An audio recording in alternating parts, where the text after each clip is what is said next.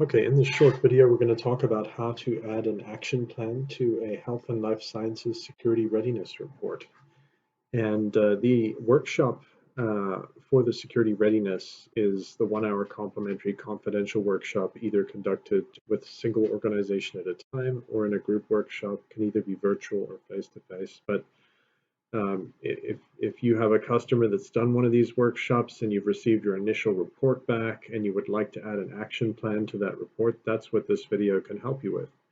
Action plans can be particularly important to help your customer break down, what are the next steps recommended, so you can prioritize actions over a multi-year period.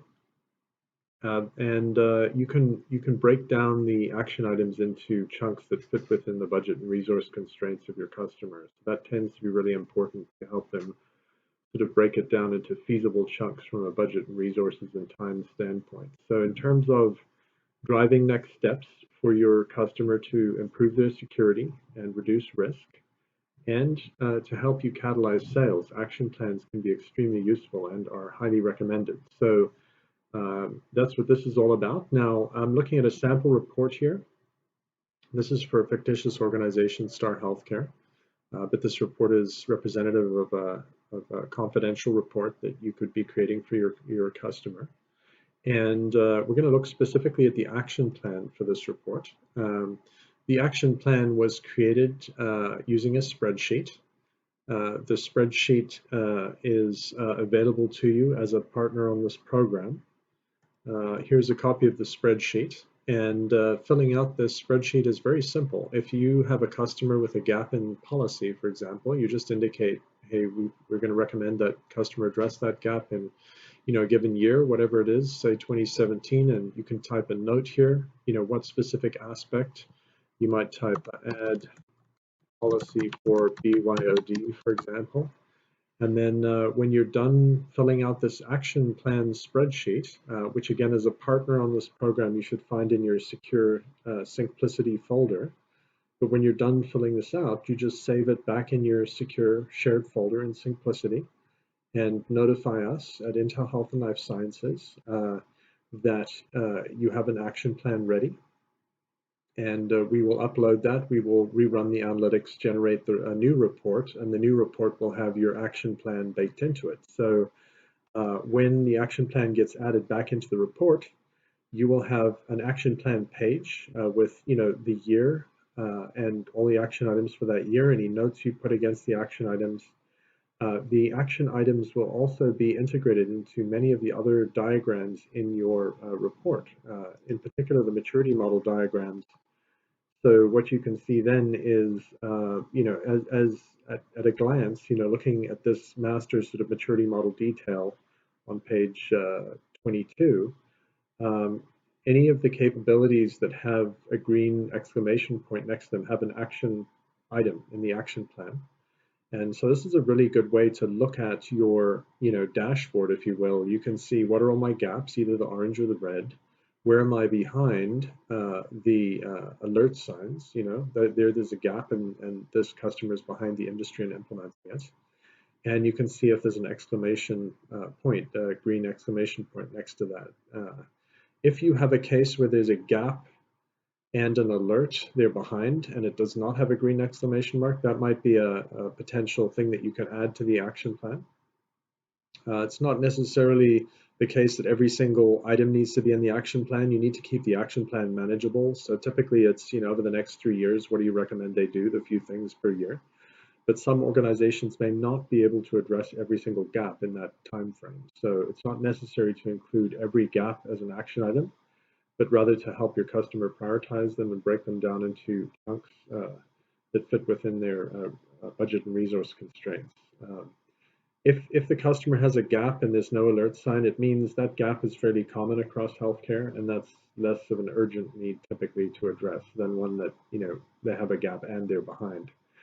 When you're creating an action plan, what I do is I look at the baseline tier first, look at any gaps, especially the ones where they're lagging, and consider those for additions to the action plan.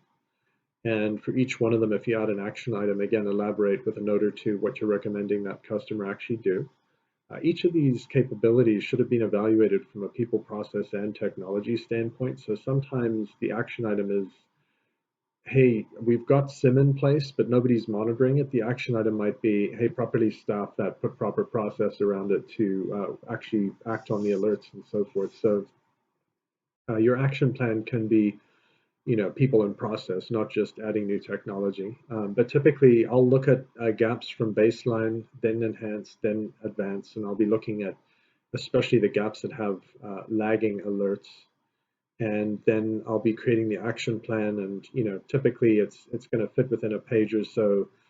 Typically 4 or 5 action items per year, but maybe more if your customer can take on more with their team and their budget. Maybe less if they're smaller and not able to do as much. The point is to come up with some tangible actions that they can take, help them prioritize them, and the most important thing is they do something to address the most urgent gaps and improve their security posture and reduce risk. Okay, so that's pretty much all there is to it. Again, the process, you'll get your initial report. It will not have an action plan. If you want to add an action plan, you're going to be looking at the maturity model here from baseline to enhanced to advanced, especially the gaps, the orange or red, and especially the ones where they're behind the little triangle alerts. And you're going to be adding action items as you go through using the spreadsheet. You will find a copy of the spreadsheet in your partner secure shared folder in Simplicity.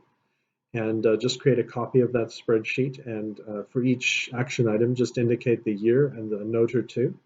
And then when you're done with filling out the spreadsheet, again, put a copy of it back in your secure shared folder in Simplicity next to the assessment spreadsheet for the customer for which this action plan applies. And then notify us at Intel Health and Life Sciences that you have a new action plan, and we will be happy to upload that into the analytics, regenerate the report, and then that's when you get back your second version of the report that has the action plan baked in. It has the action items flagged on all of the maturity models, either this master one or the ones that are by breach type, like here's the ransomware only maturity model, and you can see the action items there too. The action items also appear here. So there's one for anti-malware. They'll also appear in the detailed section for each capability. So anti-malware has an action item. Here it's shown as a recommended action for 2019, add anti-malware to smartphones and tablets, and then it's cross-linked back with the action plan. All right, I hope you found this useful. Let us know if you have any ideas for enhancement or improvement, or you have any additional questions. Thanks.